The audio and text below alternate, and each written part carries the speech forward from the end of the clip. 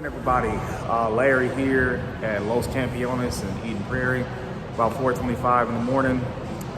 So today is pull day, and I mean it's an entire pull day, back and biceps.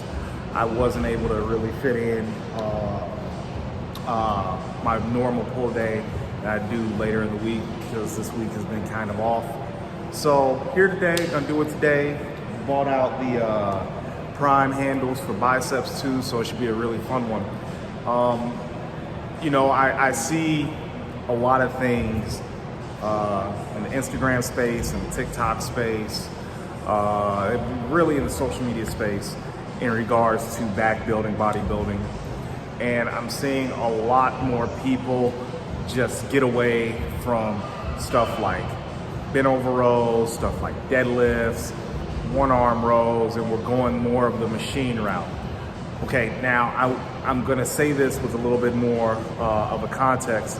Machines are absolutely great. I'm to the point where almost all of my training is kind of on machines just because of injuries and aches and pains, this, that, and the other, and they feel much better. They hit the target muscle well too. But in the whole science sphere that we're in, there's a certain density, there's a certain thickness that comes from pulling a barbell, picking up a barbell, pulling a dumbbell, picking up a dumbbell. So when we look at that intangible, it's very nonsensical for us to totally get rid of barbell movements, right? We need to train those. We need to train those as heavy as we possibly can throughout full range or a good range of motion so we can reap the benefits of them. So today we're going to be doing, again, a lot of rowing. That's something that I like to do. We're going to be doing some pull downs. We're going to be doing stiff arm, regular, a couple of variations of pull downs, a couple of variations of rows, and we're just going to really work to build a very, very thick back. I understand that bodybuilding is a shape sport. It absolutely is a shape sport, but there's no exercise to really build shape. It's bodybuilding, not body shaping. So you need to think in terms of what's going to pack on the most amount of size across a particular body part, okay? So when you think about those movements, they're machine-based and barbell-based and dumbbell-based. So when you think of just trying to get thick and not trying to blow out your waistline and trying to hit a particular part of the muscle, then that's when you develop certain body parts, that's when the shape will come. And back is one of those body parts that you got to develop so the shape can come. So with that being said, enough talking. Let's dive right in. Let's get to it. We're going to have a lot of good fun today, and it's going to be really great. So I can't wait.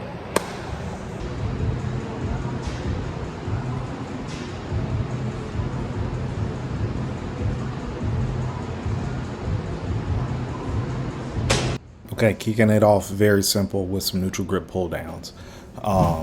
And you just want to really make sure you get the back warmed up for all of the compound stuff that's going to follow. So with that being said, I want to get into kind of the state of back training today with a lot of bodybuilders that I'm seeing. One of the things that I do like very much is that there's a lot more accuracy involved with the workouts. They're not as haphazard as they used to be. They're not as irky and jerky as they used to be with form that would be considered substandard, right? And we kind of know what we're talking about, or we kind of know what we're looking at when we're talking about substandard form. Like, there's form that's loose, there's form that's sloppy, and then there's stuff that's just beyond sloppy that you have no idea how people are making gains off of that style of training. So, but what I will say is that within that frame of more correct training, within that frame of more accuracy, we're getting away from the things that make bodybuilders big, right? I'm seeing a lot less compound movements, which I'll get into that in a moment. And I'm seeing a lot more isolation.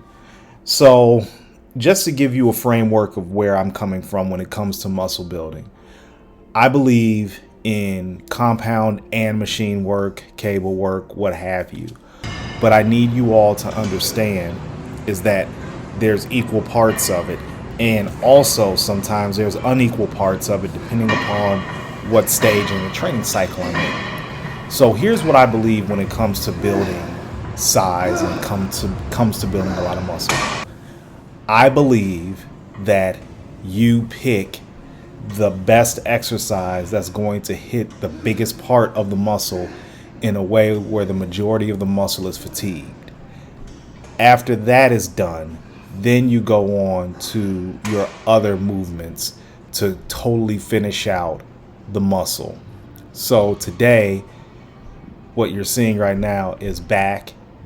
You're seeing lat pull downs, and then I go on to something that's hitting the muscle, the large belly, the largest part of the muscle, and that's going to be with metals rows on the Arsenal Strength multi movement machine. And then I'll go on to another movement, and then I'll probably go on to another movement. But the thing about it is that we're getting away from the rows, we're getting away from the things that are difficult. And what I'm starting to see is a lot of two-dimensional physiques. So I came into bodybuilding in the 1990s, and a lot of the physiques were 3D. A lot of the definition was just absolutely impressive. A lot of the condition was absolutely impressive by guys that were winning shows, placing top 5, what have you. Not everyone, because there were definitely some people who did not deserve to be up there. However, with that being said, there were a lot of standouts in the 90s that deserved to be up there, and their physiques were just 3D.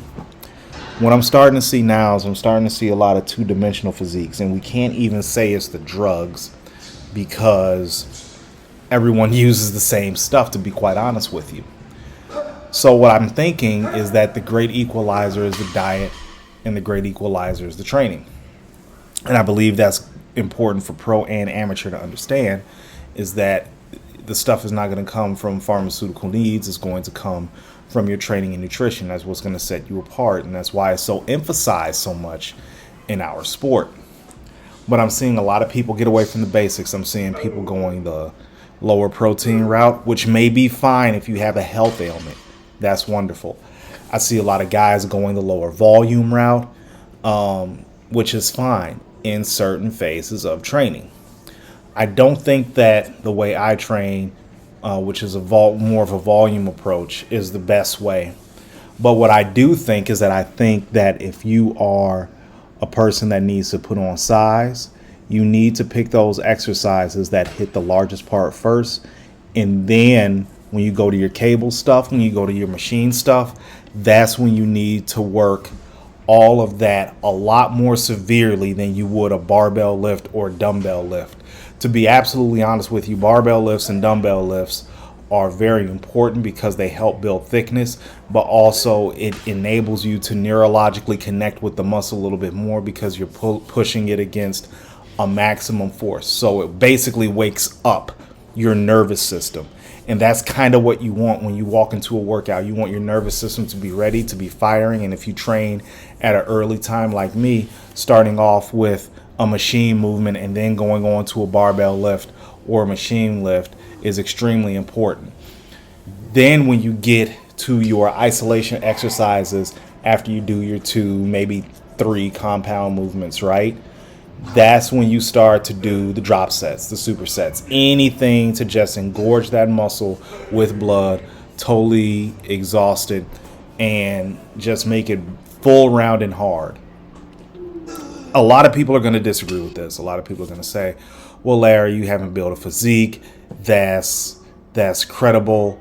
You haven't built any type of success in bodybuilding. So why should I listen to you?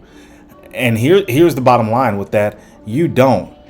In fact, I truly give a fuck if you listen to me, to be quite honest. I really do not care. I'm simply on here, on YouTube, on Instagram, on Twitter, sharing the knowledge that I've accrued and the knowledge that I continue to accrue in this this battle of trying to build a great physique, of trying to build an award-winning physique, of trying to fight father time, of trying to put more emphasis on working out and being consistent. Because my message these days is more consistency than anything. And just generally trying to move, especially if you're a black male, you need to get your ass in the gym. But I'm not here to sell you shit outside of my programs, which are $60 a piece. Pick them up. Just DM me on any of my socials that were at the beginning of the video. But I'm not here to sell you on shit. I'm here to make you work hard. I'm here to give you the tips to work hard. And if you take it, great. If you don't, I really don't give a damn. But what I won't have you do is to have you settle for less than what you're capable of. So get your ass to work. All right, good one complete. Headed home. Go ahead and get this first prayer in and try to get a nap before the day gets started. Still have to cook my food for the day, which I already have one meal, so it's not going to be too complicated. Throw some rice in there, some type of meat, and call it good. But that's the simplicity of bodybuilding. Don't need much, you just need a lot of it. So, but like, subscribe to the channel, guys. Gonna get back into this content production game, give my thoughts on, things that I think a lot of people should be doing, but they're not doing. But in any event, thanks for watching, guys. Y'all have a great one. Leave a comment, and I'll be sure to get back to you.